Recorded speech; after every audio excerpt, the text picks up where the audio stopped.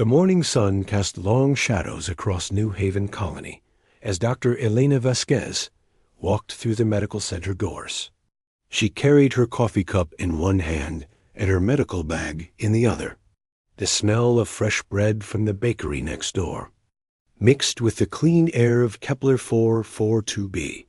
This planet had been humanity's home for 15 years now, and Elena had been here for the last 8. She loved her work. Every day brought new challenges as the colony's chief medical officer. Sometimes she treated mining accidents from the crystal caves. Other times she helped deliver babies or cared for the elderly. The colonists trusted her completely. They knew she would always be there when they needed help. Elena had 2 children of her own. Marcus was 10 years old and loved to explore the crystal forests near the colony. He collected strange rocks and asked endless questions about everything. He saw. Sophie was 8 and had the brightest smile on the planet. She made friends with everyone she met, including the tall, graceful aliens who lived in the forests. The Zephyrians had lived on this planet long before humans arrived. They were peaceful beings who stood nearly 7 feet tall. Their skin had a blue-silver color that changed with their moods. They spoke through musical sounds that could make the crystal trees ring like bells. Most humans found their voices beautiful and calming. Paul Henderson ran the colony as administrator. He was a fair man who worked hard to keep everyone happy and safe. He had signed the peace treaty with the Zephyrians 5 years ago. Since then, both species had lived side by side without major problems. They traded goods and sometimes shared meals during festivals. Lisa Grant was the security chief. She commanded a small team of 20 guards who mostly dealt with minor disputes and helped during emergencies. The colony had never faced a real threat. The worst problems were usually drunk miners or teenagers breaking curfew. Lisa often joked that her job was too easy. The colony housed 8,000 humans. They lived in sturdy buildings made from local materials and metal brought from Earth. The main plaza was the heart of the settlement. Children played there while their parents worked in the shops and offices around it. The school was nearby, along with the library and the community center. Elena walked to her office and began checking her schedule. She had 3 routine checkups planned for the morning. Then she would visit the mining station to treat a worker who had hurt his back. The afternoon would be spent at the school, giving health lessons to the children. As she worked, Elena thought about her past. She had been born in Siberia on Earth, in a small village surrounded by dark forests. Her grandmother had raised her after her parents died in an accident. The old woman had taught her many things that other people would call strange or impossible. Her grandmother claimed their family came from an ancient line of healers and protectors. She taught Elena about herbs that could heal any wound and rituals that could call animals to help. Elena had learned to track any creature through any terrain. She could move through forests without making a sound. She could find water in the driest places and food where others saw only empty land. But Elena had left all of that behind when she joined the colonial program. She wanted to use her skills to help people, not to hunt or fight. She had studied medicine and become a doctor. She never spoke about her grandmother's teachings to anyone in the colony. The morning passed quietly. Elena treated her patients and updated their medical records. She enjoyed the routine work. It felt good to help people with simple problems like headaches or minor cuts. She had almost forgotten about the darker skills her grandmother had taught. Her dot at lunchtime, Elena walked to the school to meet her children. Marcus ran up to her with a bag full of crystal samples he had found. Sophie showed her a drawing she had made of a Zephyrian family. The alien beings had become like neighbors to the human children. They often played together near the forest. EDGE Mrs. Betty Palmer was the head teacher at the school. She had been planning something special for the children. The annual Harvest Festival was coming in 3 days. The whole colony would gather in the main plaza to celebrate another successful year. There would be music, dancing, and plenty of food. Elena smiled as she watched her children play with their friends. This was the life she had always wanted for them. They were safe, happy, and surrounded by people who cared about them. The colony felt like a real home, not just a place to live. That afternoon, Elena visited the mining station. The injured worker was healing well from his back strain. She checked his progress and gave him some medicine for the pain. The miners were excited about the festival. They had been working extra shifts to finish their quota early so everyone could enjoy the celebration. On her way home, Elena stopped at the market. She bought ingredients to make her children's favorite cookies for the festival. The vendors were busy preparing for the big day. They had decorated their stalls with colored ribbons and crystal chimes that sang in the wind as evening approached. Elena cooked dinner for her family. Marcus told her about his plans to show his rock collection to the Zephyrian children at the festival. Sophie wanted to give her drawing to her alien friend Harmony, a young Zephyrian she had met at the forest edge. After dinner, Elena tucked her children into bed. She read them a story about brave explorers who discovered new worlds. Marcus fell asleep first, still holding one of his crystal samples. Sophie hugged her stuffed bear and whispered good night to her mother. Elena stood in the doorway, watching her children sleep. She felt grateful for this peaceful life. Tomorrow would bring another quiet day of helping her neighbors and caring for her family. The festival would be fun for everyone. She had no reason to worry about anything. Outside, the crystal forests glowed softly in the moonlight. The Zephyrians were probably singing their evening songs, as they did every night. The sound drifted through the colony like a gentle lullaby. Elena smiled and went to bed, planning to make those cookies first thing in the morning. She had no idea that some of the Zephyrians were not singing peaceful songs that night. Deep in the forest, a group of radicals led by harmonist Prime Veltar was making very different plans. They had grown tired of sharing their sacred world with humans. They wanted to send a message that would make the colonists leave forever. The festival would be the perfect time to strike. The morning of the Harvest Festival arrived with bright sunshine and cool air. Elena woke early to bake cookies for her children. The sweet smell filled their small apartment and made Marcus and Sophie jump out of bed with excitement.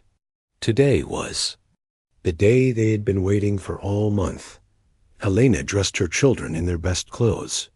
Marcus wore his favorite blue shirt and carried his bag of crystal samples to show his friends. Sophie put on her yellow dress and tucked her drawing into a small purse.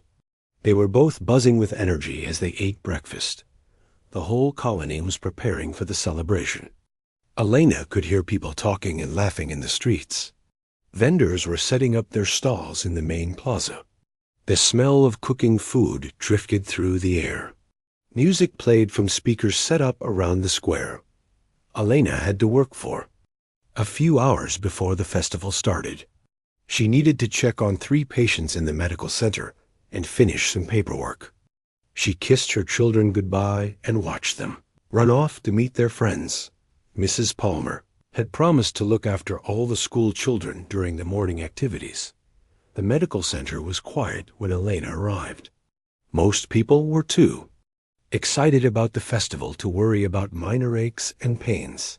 She quickly finished her work and was planning to join her family in the plaza when her emergency communicator buzzed. A worker at the mining station had suffered a bad fall. Elena grabbed her medical bag and hurried to help him. The injury was serious, but not life-threatening. She spent 2 hours treating the man and making sure he was stable. By the time she finished, the festival was in full swing. Elena walked toward the plaza, eager to find her children. She could hear music and laughter getting louder as she approached. The celebration sounded wonderful. She was thinking about dancing with Marcus and Sophie when she heard the first Scream! The sound cut through the festival music like a knife. Elena stopped walking and listened carefully. For a moment, everything was quiet. Then she heard more. Screams, followed by a sound she had never heard before. It was like music, but wrong somehow. The notes were too high and too sharp. They hurt her ears. Elena ran toward the plaza. As she got closer, she saw people running in the opposite direction. Their faces were filled with terror. Some were bleeding from cuts on their arms and faces. Others were helping injured friends walk away from the celebration. Then Elena saw them. The Zephyrians were in the plaza, but these were not the peaceful beings she knew. These aliens wore dark armor and carried weapons that glowed with deadly energy. They moved through the crowd like hunters, striking down anyone who tried to run. The Zephyrians were using their voices as weapons. Their sharp songs shattered windows and made metal bend. Humans fell to the ground, holding their ears and screaming in pain. The beautiful crystal decorations exploded into deadly fragments that flew through the air. Elena watched in horror as Administrator Paul Henderson tried to organize an evacuation. He was shouting orders and helping people escape when a Zephyrian song blast hit him in the chest. He fell backward and did not get up again. His body lay still on the ground. Security Chief Lisa Grant was firing her weapon at the attackers, but her bullets seemed to pass right through them. The Zephyrians could shift between solid and ghostly forms, making them almost impossible to hit. Lisa kept fighting until 3 of them surrounded her. Elena saw her fall and knew she was dead. Elena wanted to run into the plaza to help, but she forced herself to think clearly. She was a doctor, not a fighter. She needed to save as many people as possible. She turned and ran back to the medical center. She could seal the building and treat the wounded who made it there. Back at the medical center, Elena worked frantically to prepare for casualties. She activated the emergency lockdown system and gathered all the medical supplies she could find. Within minutes, injured people began pounding on the doors. She let them in and immediately began treating their wounds. The stories they told were all the same. The Zephyrians had appeared without warning. They were killing everyone they could find. Men, women, children, elderly people. No one was safe. The attackers seemed to enjoy causing pain and fear. Elena treated burns, cuts, and broken bones. She gave medicine to people who were in shock. All the while, she kept listening for news about her children. Several survivors had seen the school group, but no one knew where they had gone. Jake Morrison, one of the engineers, stumbled into the medical center carrying his baby daughter. His wife had been killed in the first attack. He told Elena that Mrs. Palmer had led the school children toward the old mining tunnels. She was trying to hide them underground until the danger passed. Elena felt a cold fear grip her heart. If the children were in the tunnels, they might be trapped. She wanted to leave immediately to find them, but more wounded people kept arriving. She had to choose between helping the injured and searching for her own family. She made the only choice a doctor could make. She stayed and worked to save as many lives as possible. But every minute felt like an hour. Every scream from outside made her think of Marcus and Sophie. She prayed that Mrs. Palmer had found a safe place to hide. The attack continued for hours. Elena could hear the Zephyrian war songs echoing through the colony. Sometimes the sounds came close to the medical center. Each time, Elena held her breath and hoped the sealed doors would hold. Amy Brooks, the communications officer, managed to reach the medical center with a wounded arm. She had sent a distress signal to the Colonial Defense Network before her equipment was destroyed. Help was coming, but it would take days to arrive. They had to survive until then. As night fell, the sounds of battle grew quieter. Elena dared to hope that the worst was over. Maybe the attackers were leaving. Maybe her children were safe in the tunnels. Maybe this nightmare would end soon. Then she heard a new sound. It was the heavy footsteps of Zephyrians moving through the colony. They were searching the buildings one by one. Elena realized they were not leaving. They were making sure no humans had survived. Elena turned off all the lights in the medical center and told everyone to be completely quiet. They huddled in the darkness, listening to the footsteps getting closer. The Zephyrians checked the building next door, then moved on. Elena and her patients had escaped detection. When morning came, the colony was silent. Elena waited until she was sure the attackers were gone before opening the doors. She stepped outside and saw a world that had been completely destroyed. Buildings were broken and burned. Bodies lay everywhere in the streets. Elena left the other survivors to care for each other and ran toward the mining tunnels. She had to find her children. She had to know what had happened to them. Her heart was beating so hard she could barely breathe. The entrance to the tunnels was partially collapsed. Elena climbed over the rubble and called out for Marcus and Sophie.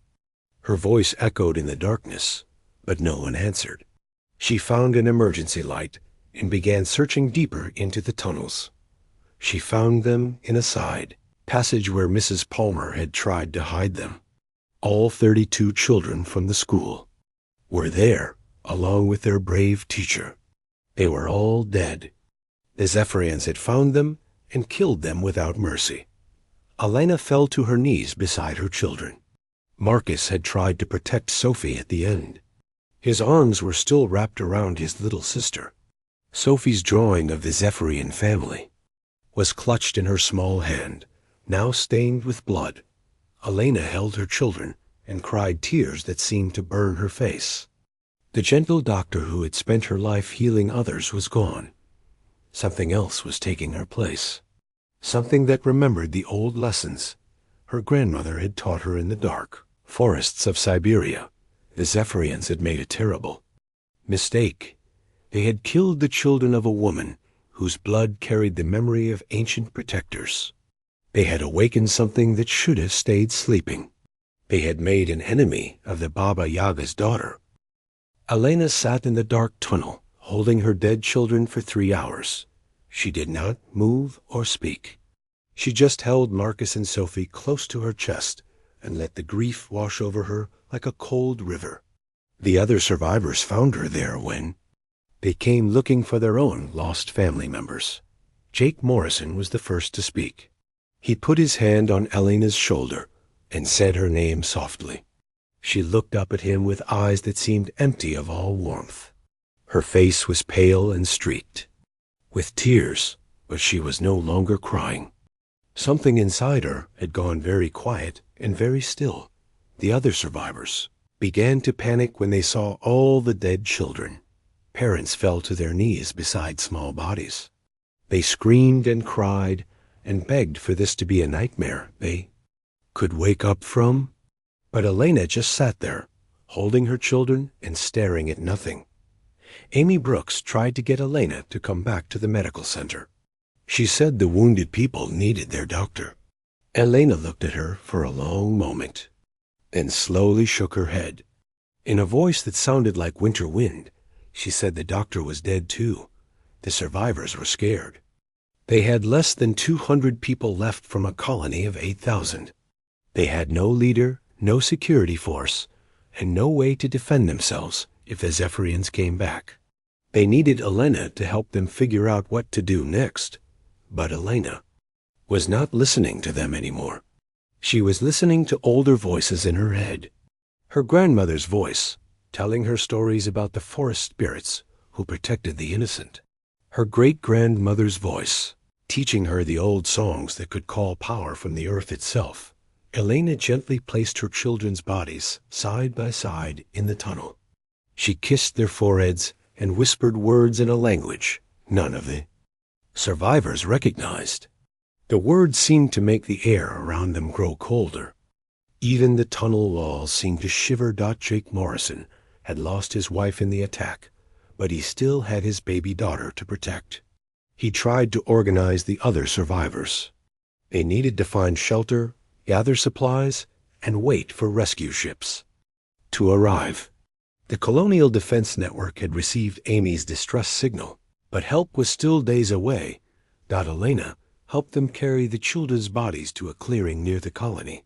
She did not speak while they dug graves in the hard ground. She just watched with those empty eyes, and sometimes whispered in that strange language. The other survivors found her silence more frightening than screaming would have been. When the graves were finished, Elena knelt beside the two small mounds that held her children. She placed her hands on the dirt and began to speak louder. They. Words came from deep in her throat and seemed to vibrate through the ground. The grass around the graves turned brown and died. The survivors backed away from Elena. They were starting to understand that something was very wrong with their former doctor. Jake Morrison tried to convince her to come with them to the emergency shelters, but Elena shook her head. She was going into the forest, she said. She had work to do. Amy Brooks begged Elena not to go alone.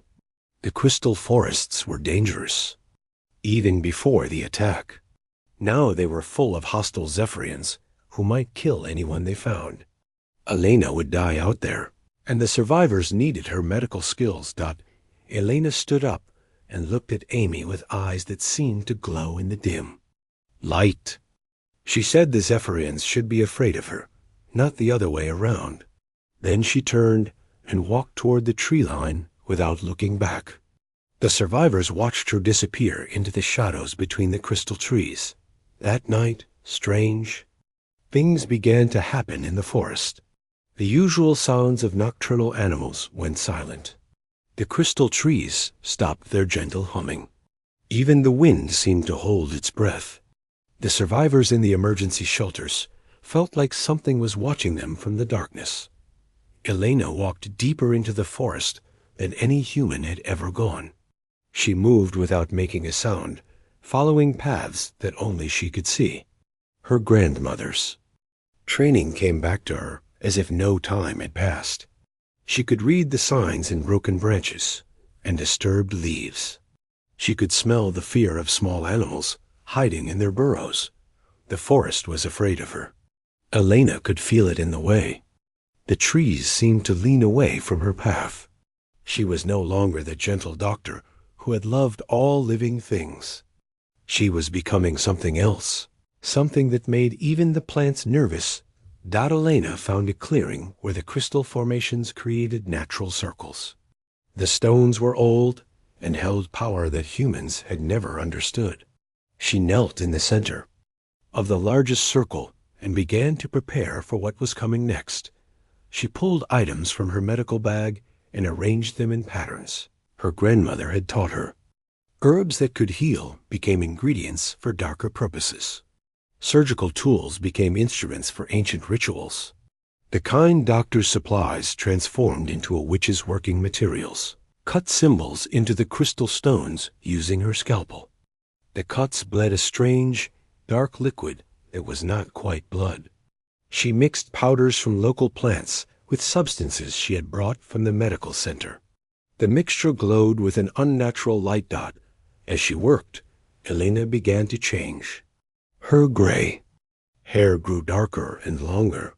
Her gentle hands became strong and quick. Her soft voice deepened into something that could command wind and shadow. The forest itself seemed to bend around her, creating a space where normal rules did not apply. The transformation took all night. When the sun rose, Elena was no longer there.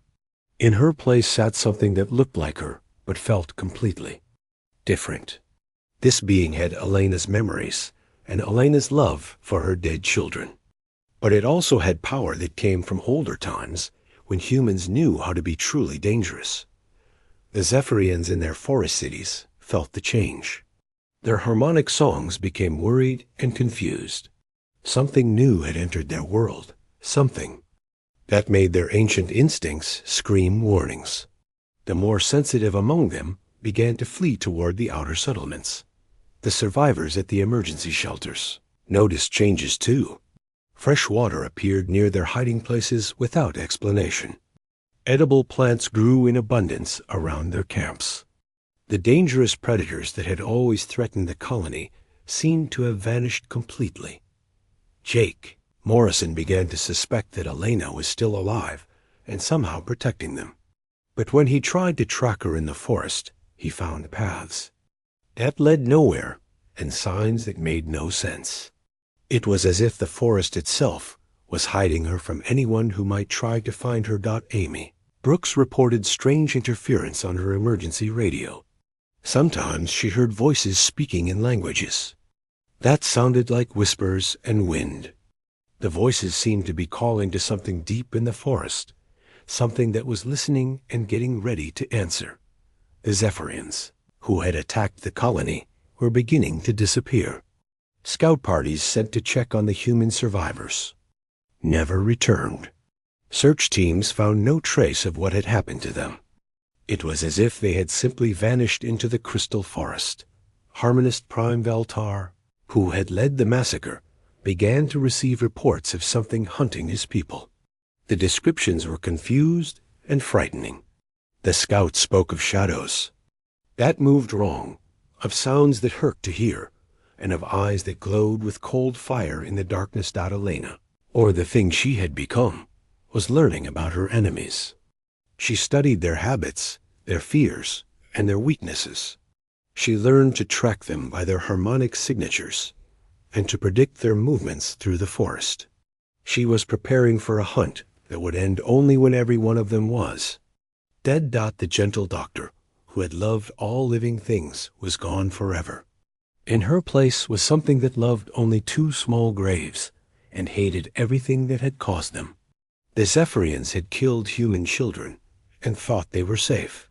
In their forest cities, they were about to learn how wrong they were. The first Zephyrian patrol to disappear had been checking the outer edges of the human colony. 3 warriors had gone out at dawn and never returned. Their commander waited until sunset before sending a search party. The searchers found this patrol's weapons scattered around a crystal tree, but no bodies. Harmonist Prime Valtar was not worried at first. The forest had dangerous animals that sometimes attacked unwary travelers. He assumed the patrol had encountered a pack of crystal wolves, or maybe fallen into one of the deep cave systems. He sent out a larger group to investigate. The second patrol was led by war singer Kethmara, one of Valtar's most experienced hunters. She took 5 warriors and followed the same path the first group had used. They found strange marks carved into the crystal trees and noticed that the forest was unusually quiet. No birds sang, no insects buzzed, and even the wind seemed muffled. Kethmara ordered her warriors to spread out and search the area more carefully.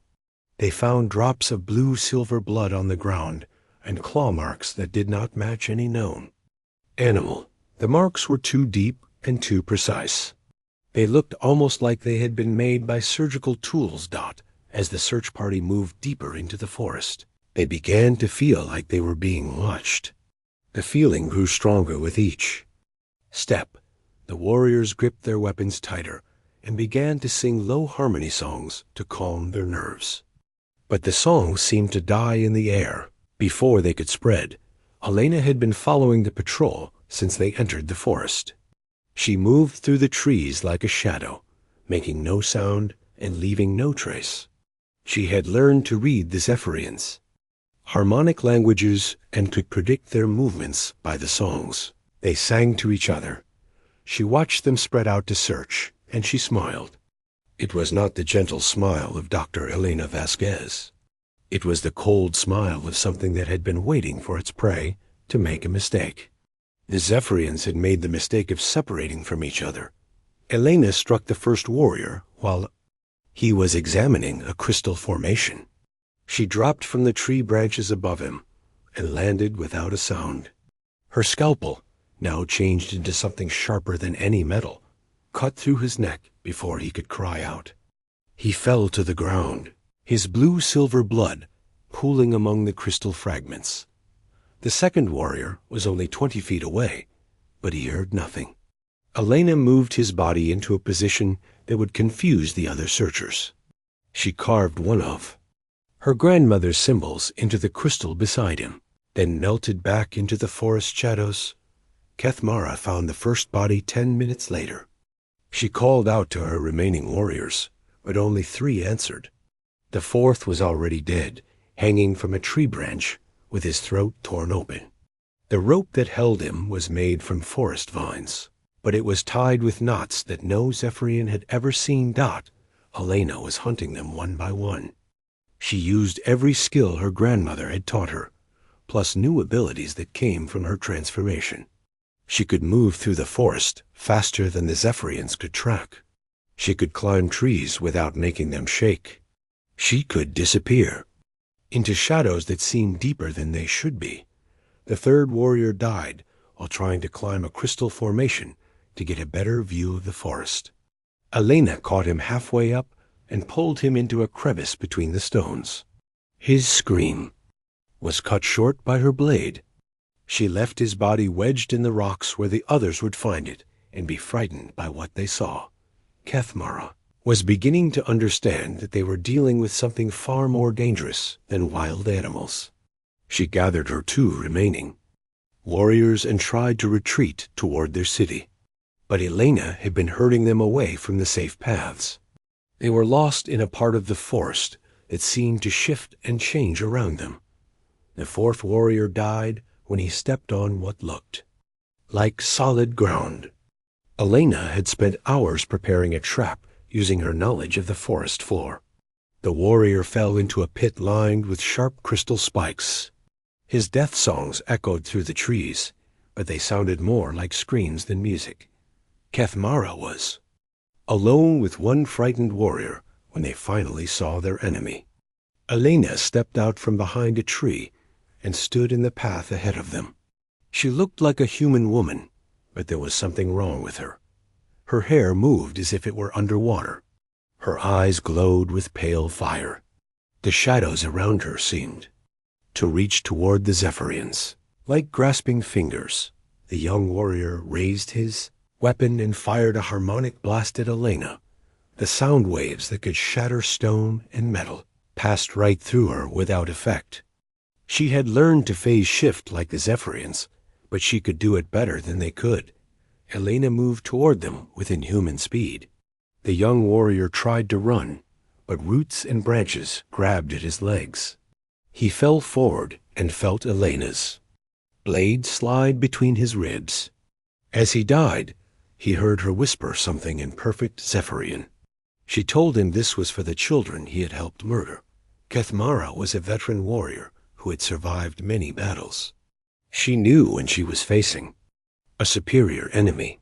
She tried to negotiate, speaking in the trade language that humans and Zephyrians both understood. She offered to leave the planet if Elena would spare her life. Elena tilted her head and studied the war singer with those glowing eyes. She spoke in flawless Zephyrian, her voice carrying harmonics that made the crystal trees ring with unnatural music. She told Kethmara that leaving was not enough. The debt could only be paid in blood. The fight between them lasted for several minutes. Kethmara was skilled and desperate, using every technique she knew. But Elena was faster, stronger, and completely without mercy. She had become something that existed only to kill the murderers of children.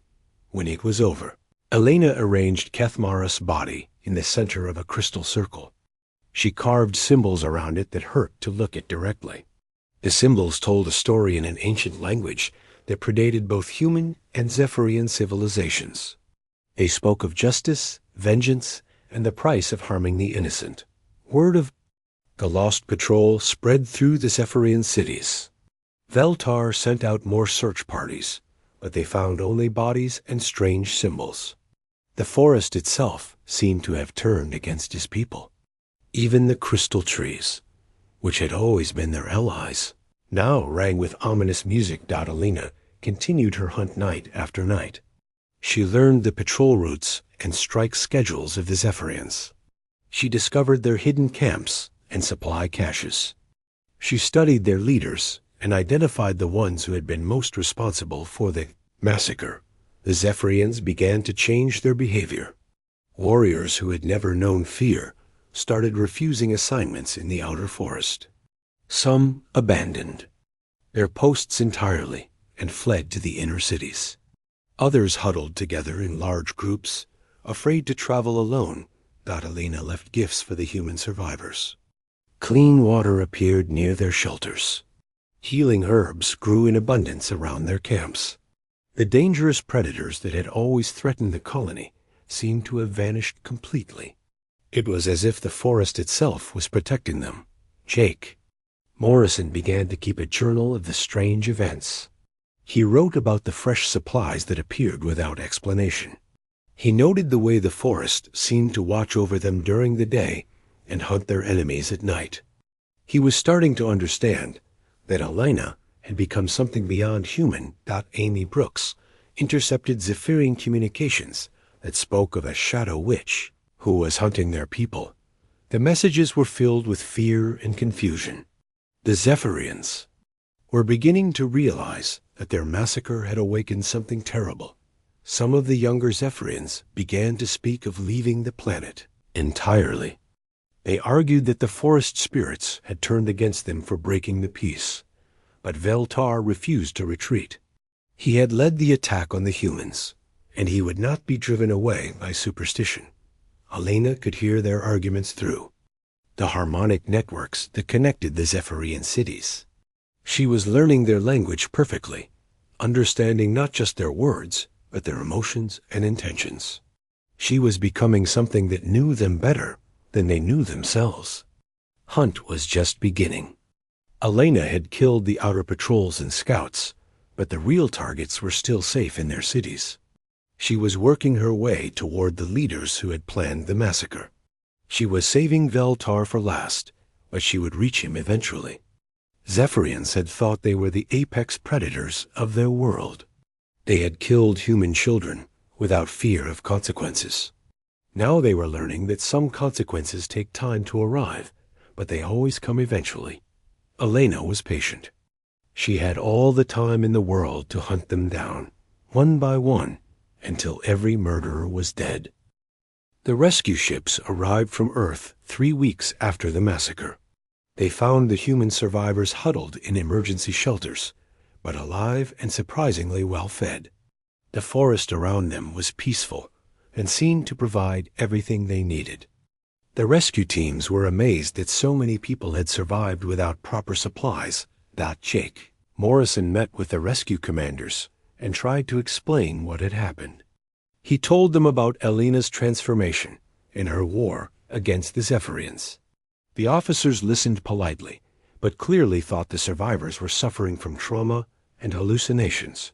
Captain Roy Chun, who led the rescue mission, was more interested in the tactical situation. The Zephyrians had completely withdrawn from the areas around the colony. Their cities were still active, but they no longer sent patrols or hunting parties.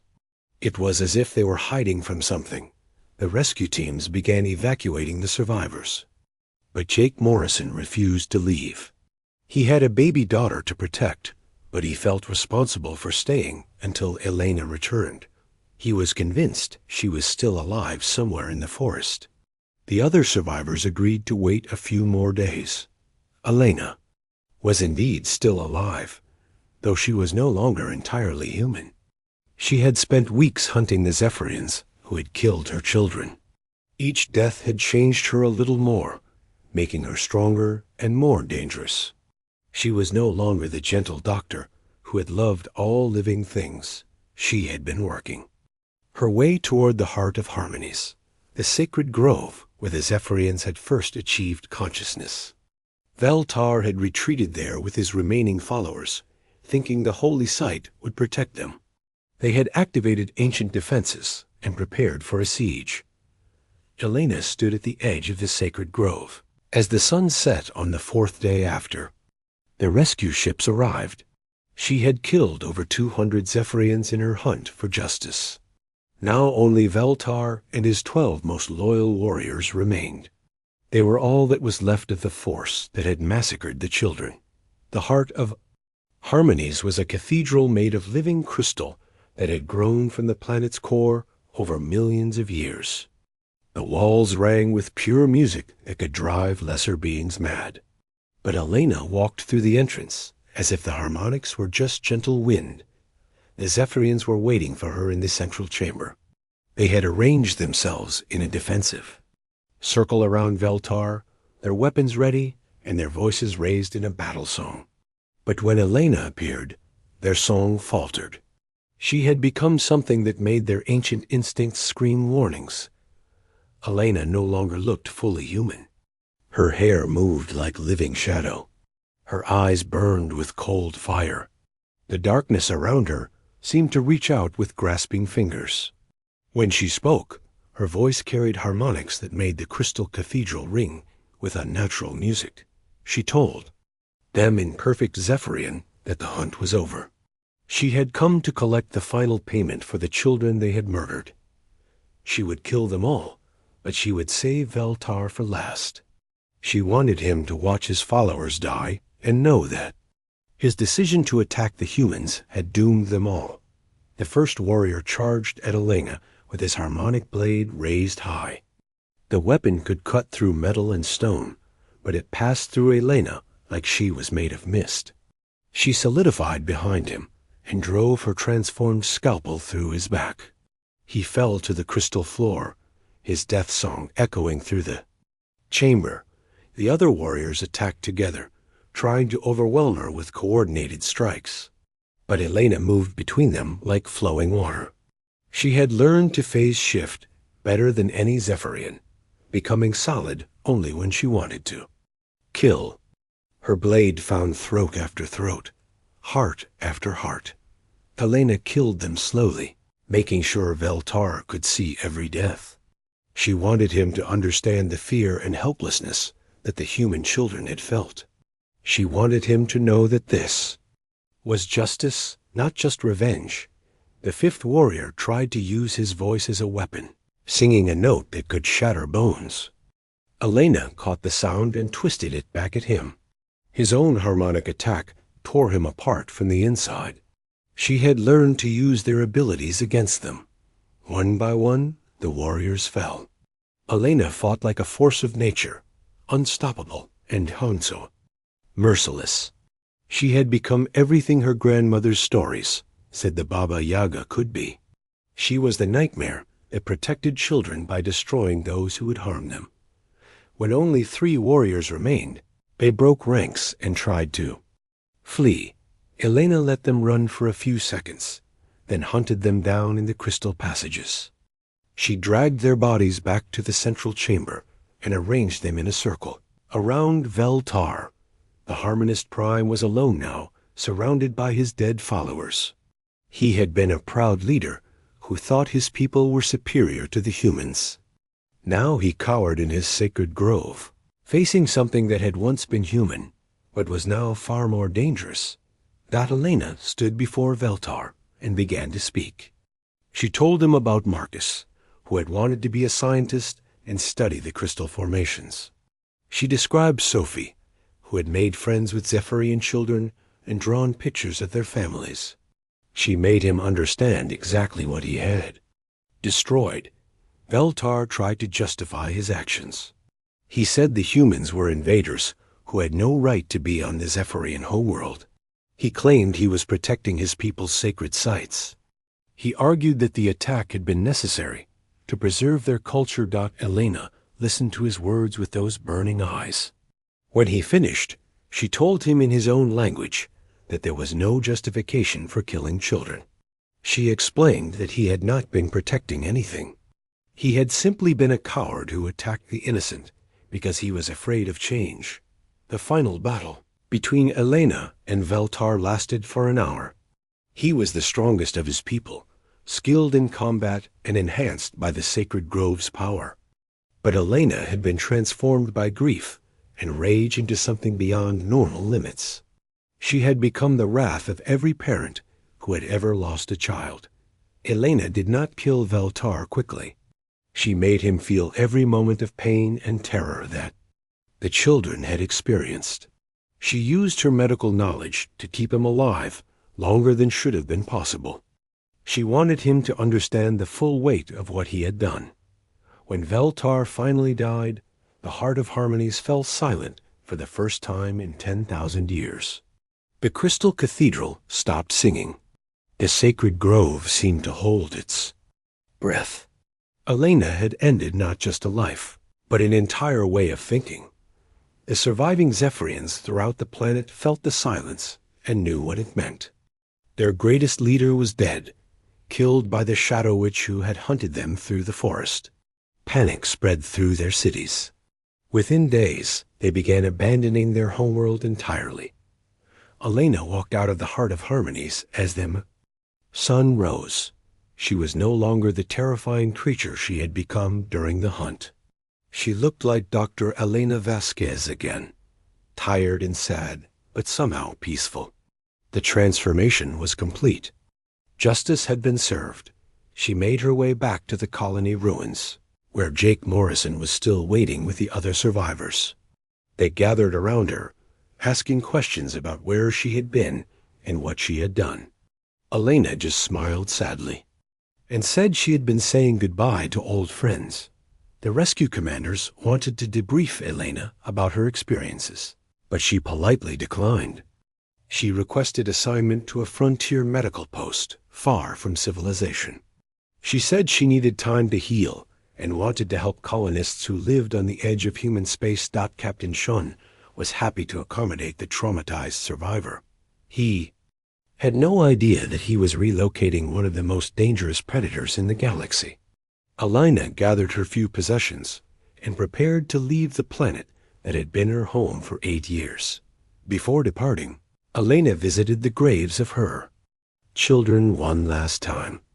She knelt beside the small mounds and spoke to Marcus and Sophie in the old language her grandmother had taught her.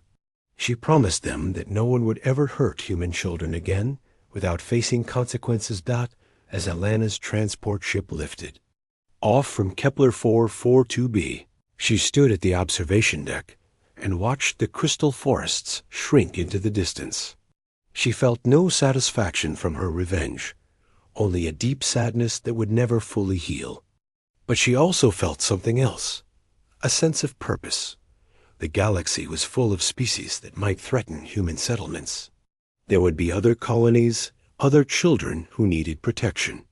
Elena had learned that the old stories were true, that some things were worth becoming a monster to defend. Amy Brooks sent reports to Earth about the Zephyrian withdrawal.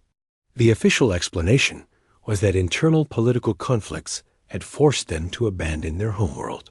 No one mentioned the Shadow Witch or the systematic hunting of war criminals. The truth was too frightening for public consumption. Years later, xenorchaeologists studying the abandoned Zephyrian sites found crystal recordings of their final transmissions. The recordings spoke of a mother of shadows who had come from the third planet of the Sol system. They warned other species that humans were not as peaceful as they seemed. The recordings ended with a message that echoed through the academic community. They called her Baba Yaga, and she was everything the old stories said she would be. She protected their children by becoming something the children should never have to see. But because she became that thing, the children of humanity will always be safe. Elena never spoke of what she had done on Kepler 442b. She spent